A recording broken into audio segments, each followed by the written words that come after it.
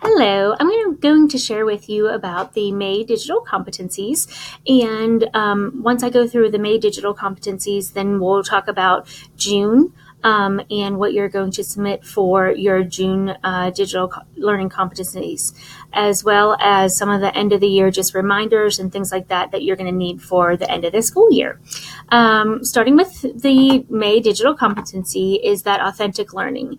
And as you can remember, we talked about authentic learning in the novice level, and so this is moving to the experience level. This is due on May 31st.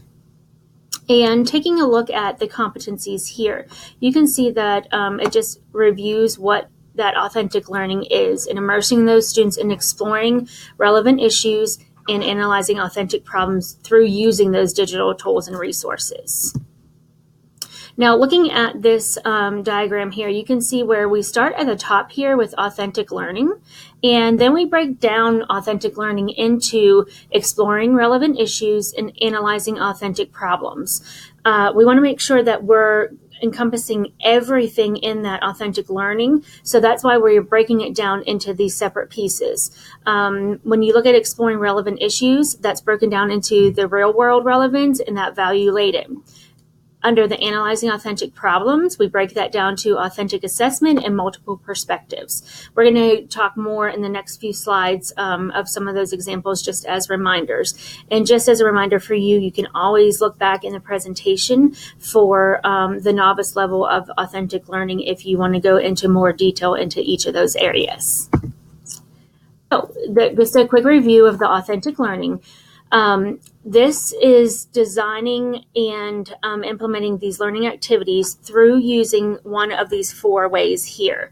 The real world relevance, which is that activities that mirror the real world tasks. So these could be things that the students are doing a project that is exactly what they would do in real life. So it could be for example, one of our teachers had created something that the students were comparing different menus, restaurant menus, and they had to calculate their total meal, what they would purchase if they had a set amount of money. They had to include the tax, the tip, and it went into more details. That was just a quick example. Real world relevance. We all go to restaurants all the time.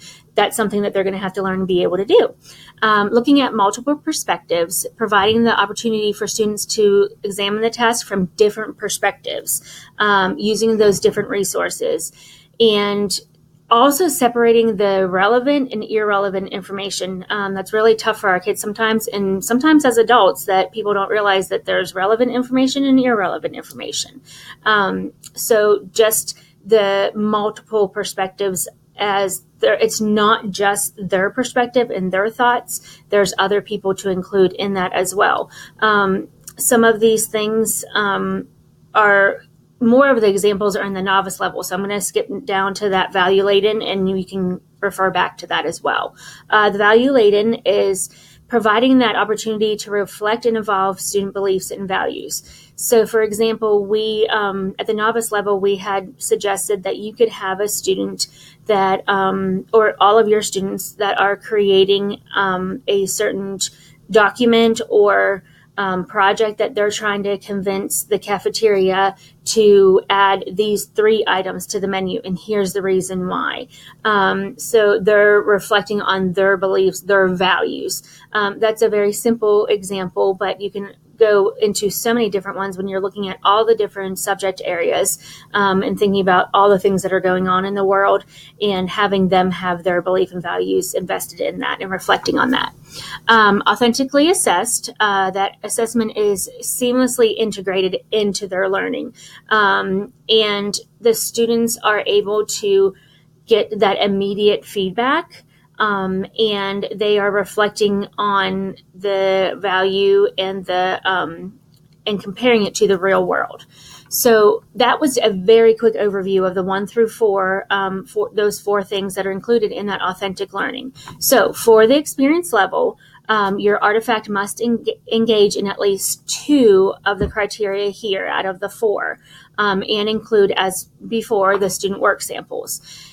We had discussed before with the authentic novice level that at that point, if you did include 2 of the 4 in that artifact, you may resubmit that artifact for this experience level of authentic learning. Just please make sure that you have that clearly stated as to which the activity or artifact permits itself to, and what you had done with your students and what they did through that process, as well as those student examples. If you only did 1 of those 4 in that novice level artifact, then you may go back and take a look at that artifact and add in one out of those 4 that you did not do before. Then that way that's what we're doing with the digital learning competencies, is we're truly making sure that we're looking at our teaching and saying, okay, we have awesome teachers, amazing teachers.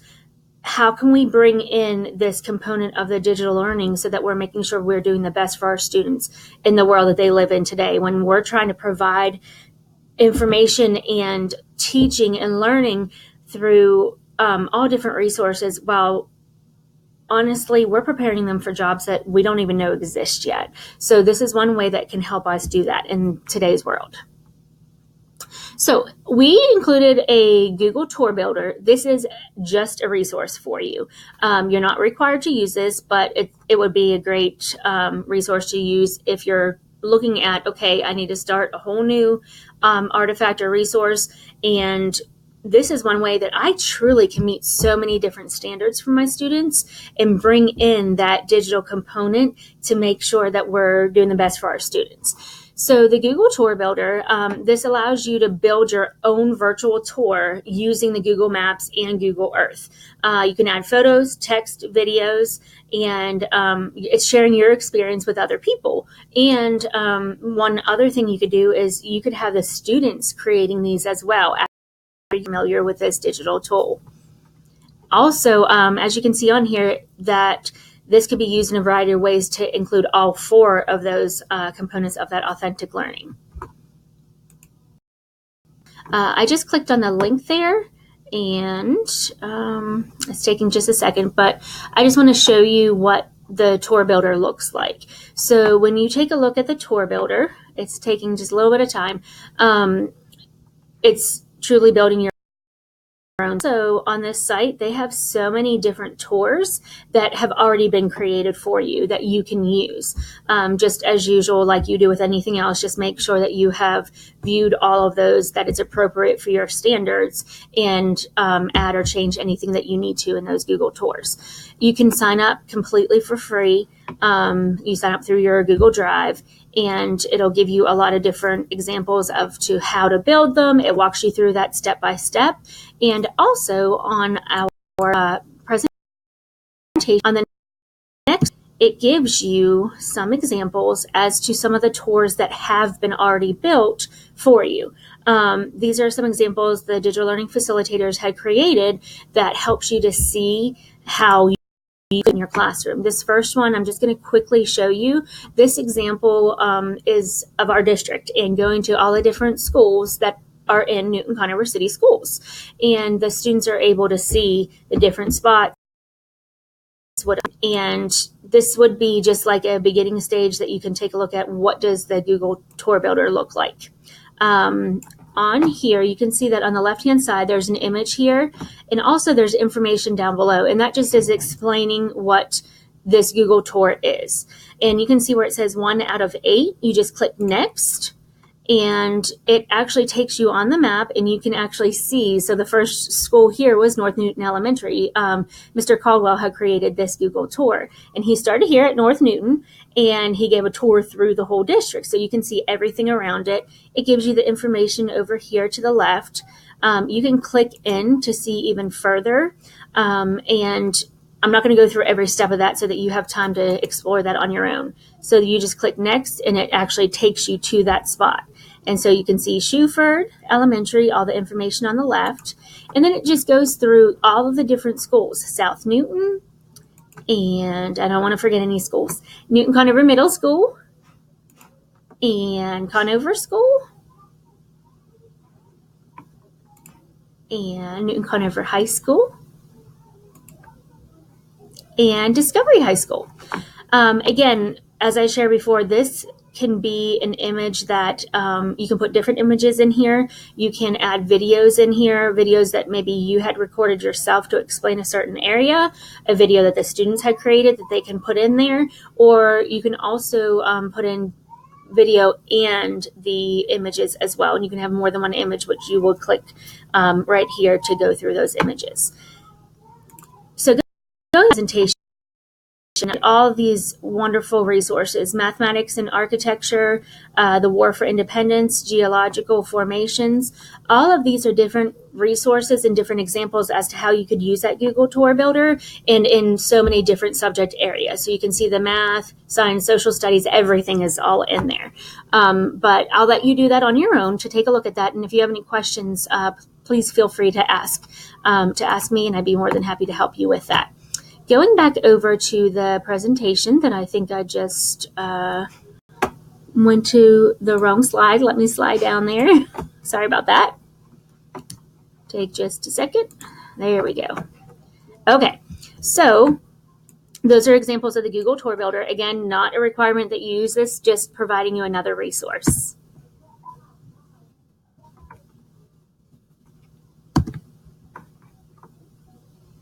Okay, so as normal, we will have you submit your artifact with learning, and you have the template for that as well. And please make sure that on the template, when you're filling this out, I'm going ahead to make a copy there, that you are providing the in every section. You put your information in there, your link, your video, and put that in here where the artifacts are, and then justify and explain how this meets the criteria. Please make sure that you're very specific in that area to see where, sorry, I was moving my face there out of the way. It was hopped around. That's a little scary. But anyways, with the justify or explain what criteria out of those 4 things does your artifact or your lesson meet in that area, so that we know that specifically. The learning context, grade level, content area, scope and sequence. The scope and sequence part, I think sometimes people are leaving that out or might forget when you're going through that. I know I do that whenever I'm completing mine as well.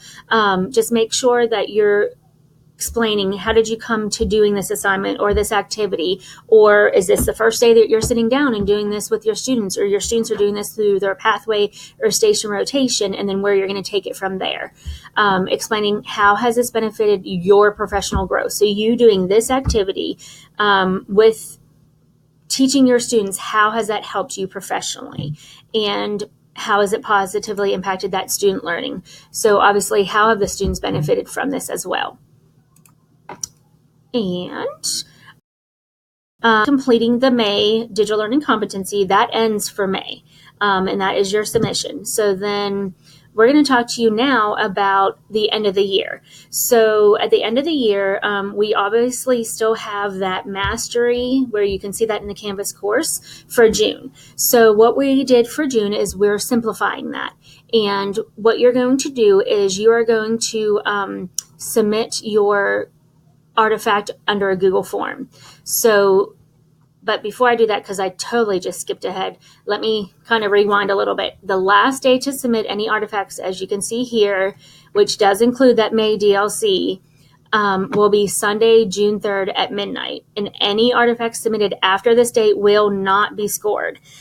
This is so that we can make sure we get everything in, get your May DLC in so that you can get feedback, and if you need to correct anything, and get that turned in by June 3rd. That way we can provide the feedback for each artifact and make sure that we have everything turned in there. So just again, reminder, everything must be turned in and submitted by June 3rd.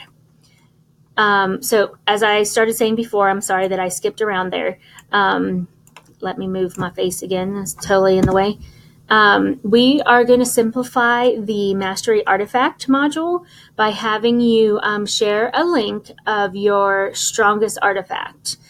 Now, this includes, out of all the artifacts you've created this year, think about and reflect on what is your strongest artifact. What would you like to share with others? So you're actually going to just click here on Google Form, and you're going to submit this artifact in here. So you put your name, first and last name, your grade level, and let me scroll down here. Sorry about that. Last name, your grade level, your subject area, the standard that the activity or artifact meets, and where you see here it says digital competency, check all that apply. Obviously, there's so many different amazing things that you guys are doing in your classroom, which could meet the needs for all those different areas. Hold on one second. I'm so sorry. My alarm's going off to go to a classroom. So hold on just 1 second.